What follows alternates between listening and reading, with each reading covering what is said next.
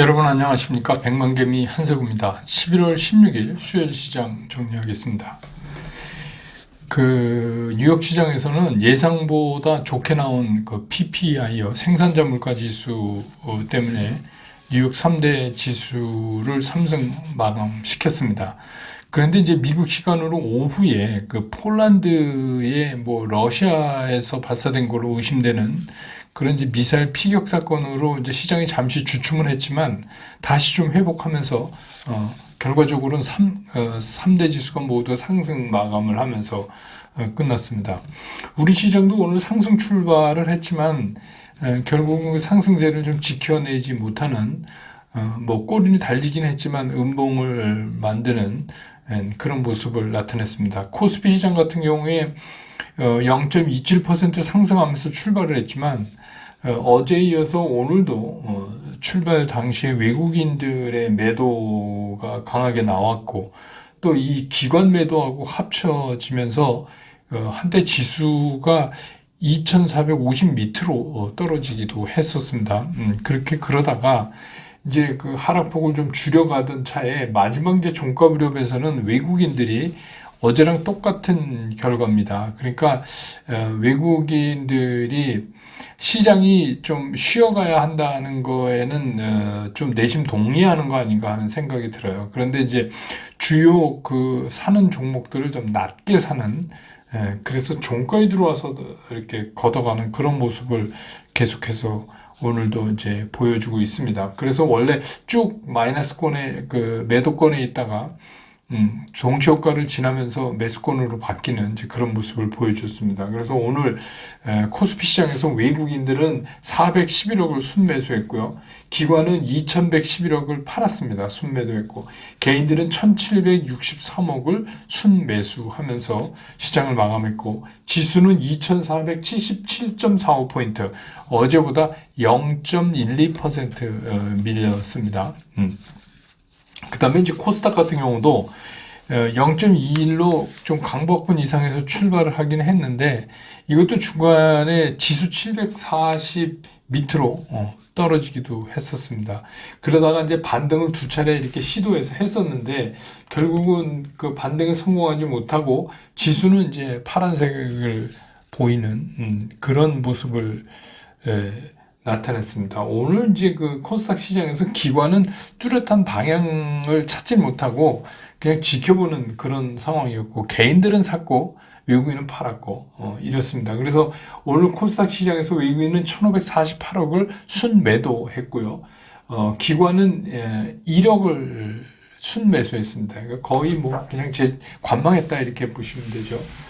그 다음에 이제 개인이 1965억을 순매수하는 그런 모습을 보였고 오늘 이제 지수는 743.10포인트로 어제보다 0.25% 하락을 하면서 장을 마감을 했습니다. 기술적으로 보면 지금 추세 이탈은 아닌데 어제도 말씀드렸지만 갭이 굉장히 커요. 그래서 이제 일종의 갭매국이라고 볼 수도 있고 또 시장 센티멘트 쪽으로 얘기를 하면 급등에 따른 이제 피로감 때문에 근데 시장 분석에서는 사실 이런 것도 무시할 수가 없거든요. 그래서 이제 그 기간이 좀 필요하다 이렇게 옆으로 가면서 제가 그런 말씀 드렸는데 이제 중요한 건 코스닥은 오늘 드디어 이제 5일 이동 평균선이 60일 이동 평균선을 밑에서 위로 통과를 했습니다. 음봉은 그랬지만 그러니까 시장 전체 기조가 죽었다 이렇게 볼 수는 없어요. 그런데 지금은 여기서 시장이 튀어나가기는 좀 힘에 벅찬 그런 모습이다 이렇게 보시면 될 것 같고 환율은 오늘 1325원으로 다시 조금 뛰어 올랐습니다. 그래서 어제 제가 이제 저녁 때 줌 라이브에서는 말씀을 드렸지만 환율도 이제는 이제 새로운 박스권 그러니까 막 급등 막 이런 거보다는 달러 자체가 이제 그런 상황으로 들어갔기 때문에 박스권에서 계속 움직이지 않을까. 그래서 이게 1200원 쪽으로 확 반대느니 이런 거보다는 그냥 일정 수준에서 오르락내리락 하는 기간이 당분간 이어질 가능성이 높다 이렇게 보시는 게 좋을 것 같아요. 그 다음에 이제 시장 특징 보면 오늘 이제 시가총액 상위 중에서 이게 이제 외국인들이 어떤 방향을 가고 있는가 굉장히 중요한데 삼성전자는 오늘은 628억을 샀습니다. LG 에너지솔루션도 327억을 샀고 SDI도 169억을 샀습니다. 그리고 나머지는 다 팔았어요. 네. 그리고 나머지는 외국인 다 팔았습니다. 그러니까 오늘 외국인 산 게 삼성전자, LG 에너지솔루션, SDI. 그러니까 이제 여기서 우리가 좀 한번 참고로 해야 된다 그럴까? 이게 뭐냐면 이렇게 주가가 메인 주력주가 한 번 조정을 받고 있을 때 언제가 다시 이제 튀어오르는 그런 상태인가 이런 거를 잘 한번 기술적으로 파악해 보실 필요도 있다. 그런 생각이 듭니다. 그래서 뭐 오늘도 보면 끝에 많이 사는 거 같다는 생각을 느꼈고, 기관은 뭐 오늘 LG에너지솔루션도 204억 팔았고 SDI도 64억 팔았고, 기관은 오늘 뭐 산 거는 삼성전자 7억 원 조금 넘게, SK하이닉스 92억, 그 다음에 네이버 한 3억 조금 넘게 산 거 이외에는 시가총액 큰 순서에서 보면 다 팔았습니다. 여러분들이 이제 궁금해하실 시가총액 상위 랭커에는 없지만 이제 최근에 각광을 받았던 포스코 케미칼 같은 경우 외국인들은 244억을 순매도했고 기관도 280억을 팔았습니다. 그 다음에 이제 오늘 좀 움직인 것 중에서는 이게 좀 재미난 건데, 사료 뭐 대두 이쪽이 좀 올랐잖아요. 뭐 나중에 이제 좀 맥이 빠졌지만, 이게 이제 이유가 폴란드가 이제 미사일 피격을 받았다. 그래서 이제 전쟁의 긴장감이 더 올라가면 곡물가도 또 폭등할 거 아니냐. 여기다가. 근데 이제 뭐 폴란드 입장에서는 뭐 나토 조약 4조 뭐 이거를 발동을 검토하고 뭐 막 그런 얘기 이제 뉴스에 들으셨죠. 그게 뭐냐면 폴란드는 이제 나토 국가니까 이제 군사 동맹체로 엮여져 있으니까 폴란드를 러시아가 공격하면 그거는 나토를 공격한 거랑 마찬가지다. 이제 이렇게 볼 수 있다는 거죠. 그렇게 되면 유럽 각국이 미국을 포함해서 러시아와 전쟁을 할 수 있는 거 아니에요?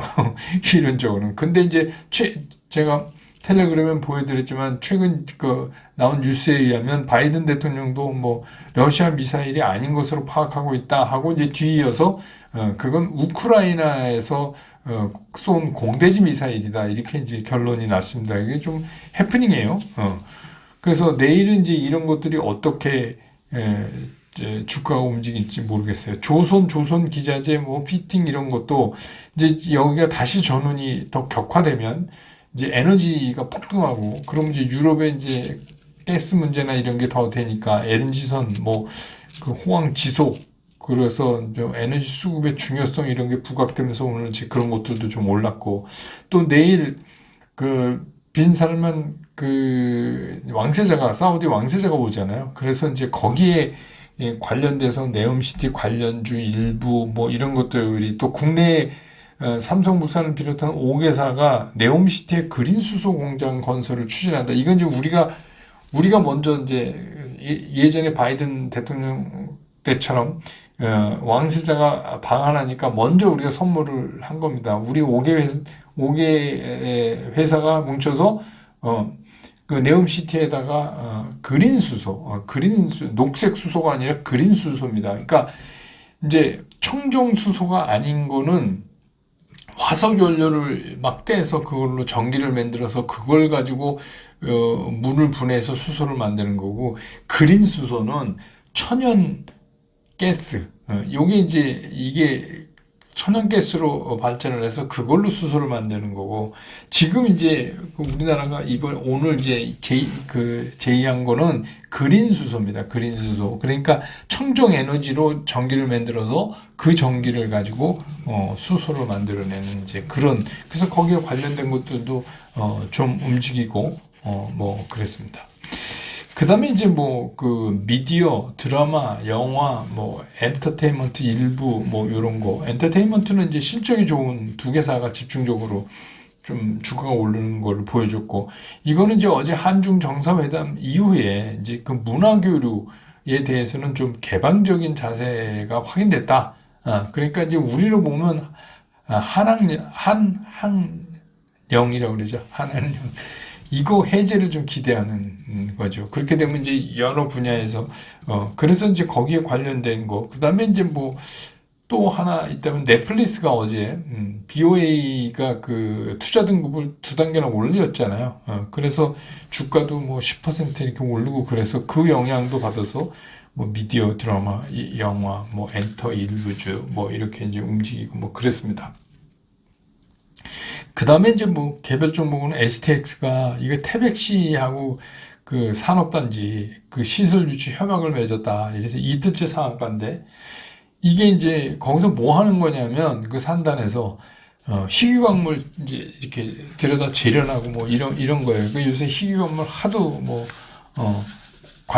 관심을 모으고 있으니까 그런 영향을 받아서 그렇게 움직였다 이렇게 보여집니다. 중요한 건 뭐냐면 오늘은 시장에서 외국인들이 411억 산 거로 그쳐서 연속해서 팔지는 않았지만 상당 부분 위축됐다. 상당 부분 위축돼 있다. 그리고 우리 시장은 그 연 3일째 뭐 어제 조금 올랐지만 의미 없고 연 3일째 지금 조정권에 들어와 있다 하는 게 이제 시장의 특징이다 이렇게 볼 수가 있겠습니다.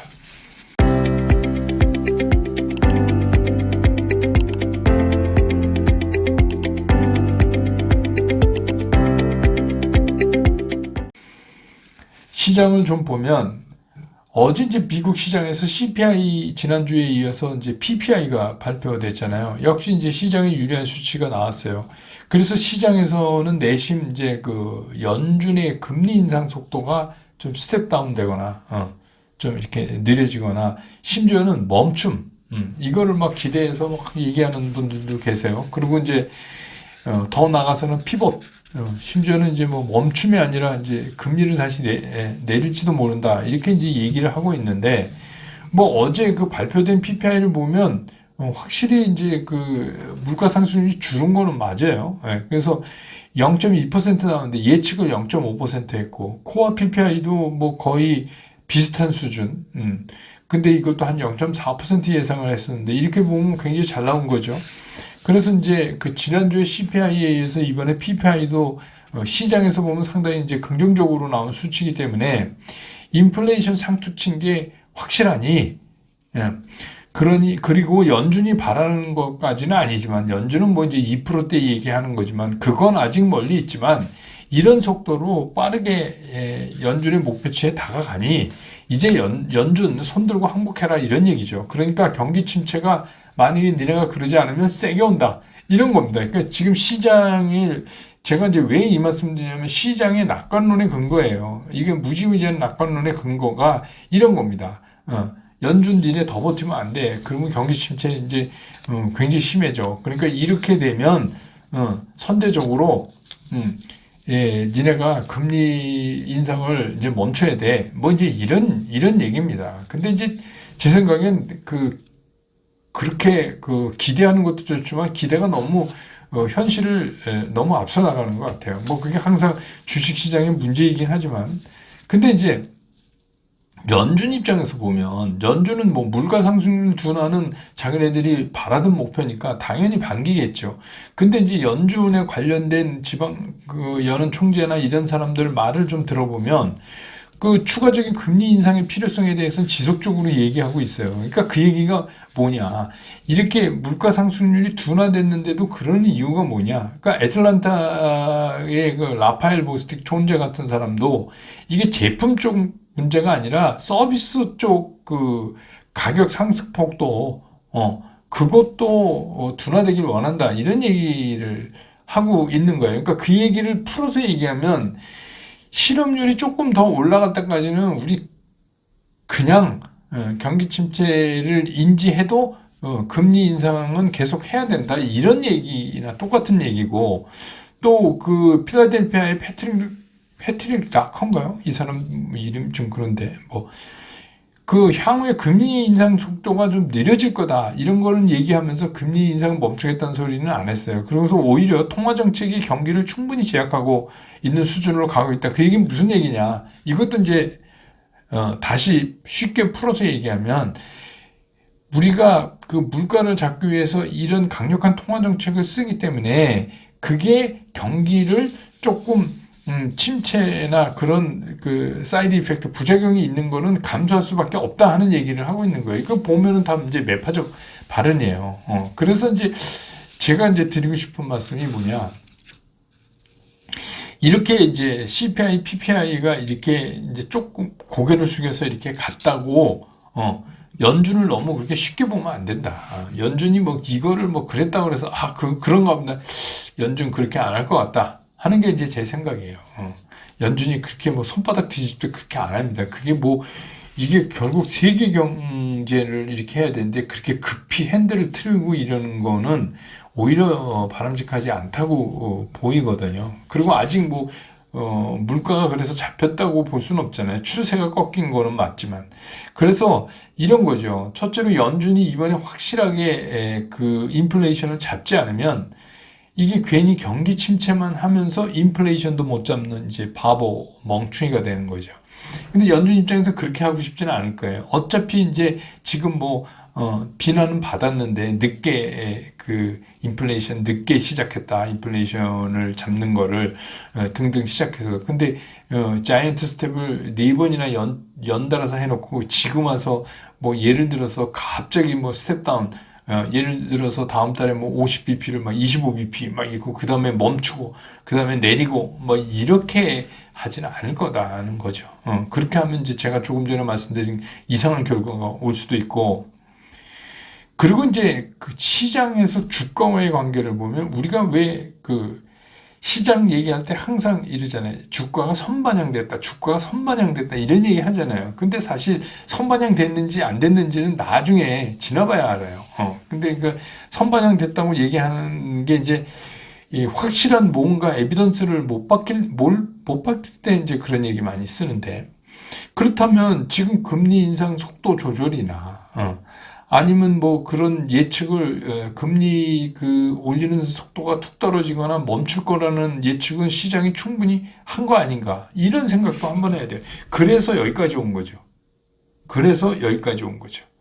그런 식으로 얘기하면 그렇기 때문에 너무 그 우리가 과거에 그 2년 동안 너무 화랑을 2년 전에 봤기 때문에 그리고 오랫동안 침체에 대해서 기다림에 지쳐서 빨리 갔으면 좋겠다라고 생각하기는 거는 맞지만 그렇다고 해서 우리가 너무 그 무리하게 그렇게 많은 기대를 한꺼번에 하면 안 된다.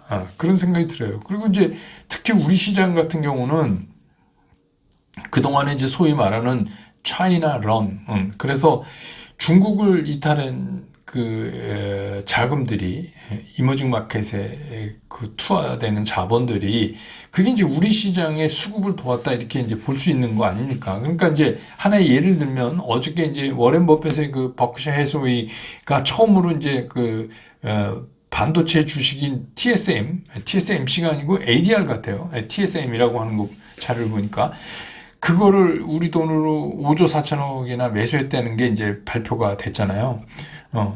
그런데 이제 그러면 파운드리 2위인 삼성전자도 뭐 기대를 봐야 될 거 아니냐. 근데 오늘 뭐 삼성전자 보면 막 우여곡절 끝에, 300원 끝에 막,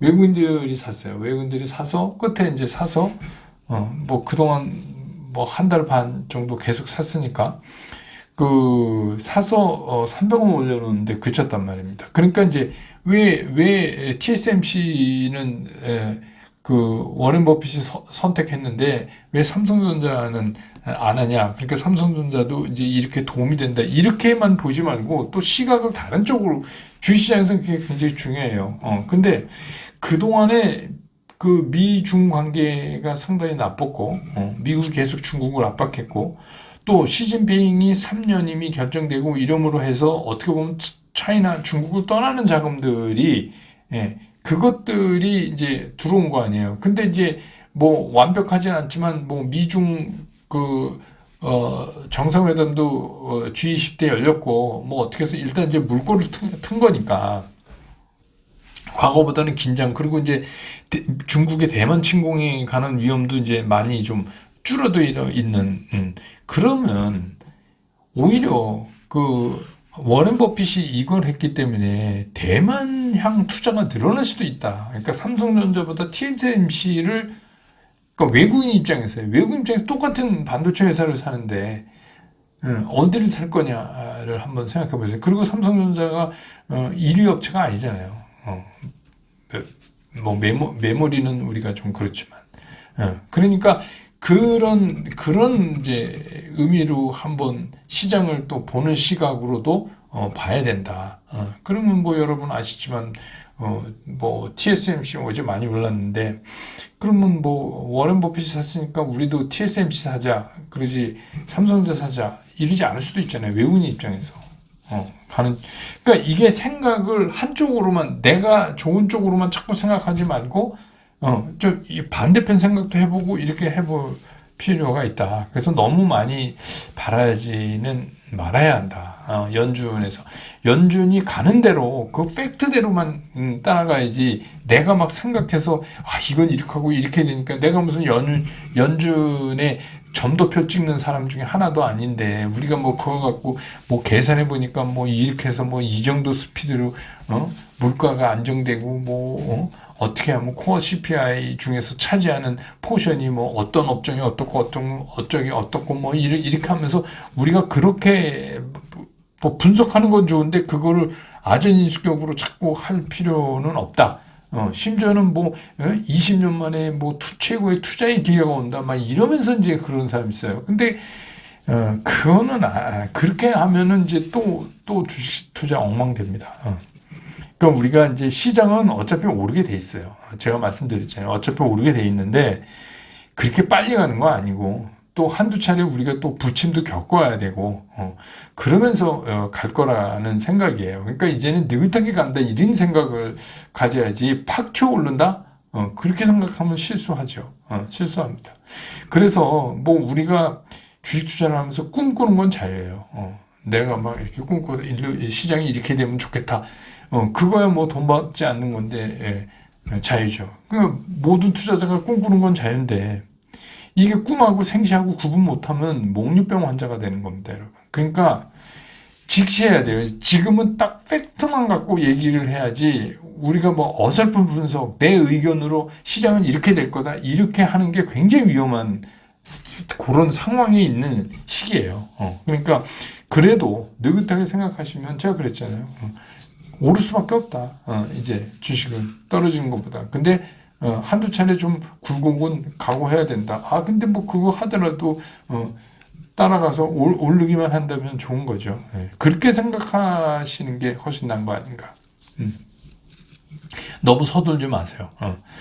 그렇게 뭐 대단한 막 폭등이 오고 그렇지 않습니다. 그 다음에 내일은 이제 수능일이기 때문에, 대입 수능일이기 때문에 1시간 늦게 시작하고 끝나고, 그래서 내일은 장이 끝나기 전 상태에서 그냥 영상을 정리해서 제가 좀 일찍 올려드리려고 합니다. 그러니까 내일 수험생이 있으신 가족이 이제 수험생이신 그런 분들은 다들 이제 좋은 결과 있으시기를 이제 기원해 봅니다. 네. 저는 내일 다시 여러분 곁으로 돌아오겠습니다. 여러분 고맙습니다. 투자스쿨에서 여러분들한테 전달해 드릴 메시지는 최종적으로 간결하다, 쉽다, 치우침이 없다. 이거를 제가 여러분들한테 강조를 드리는 거예요. 저는 앞으로 이제 여러분들과 함께 이렇게 하려고 합니다. 여러분과 함께 성공 투자로 갈 수 있으면 좋겠습니다.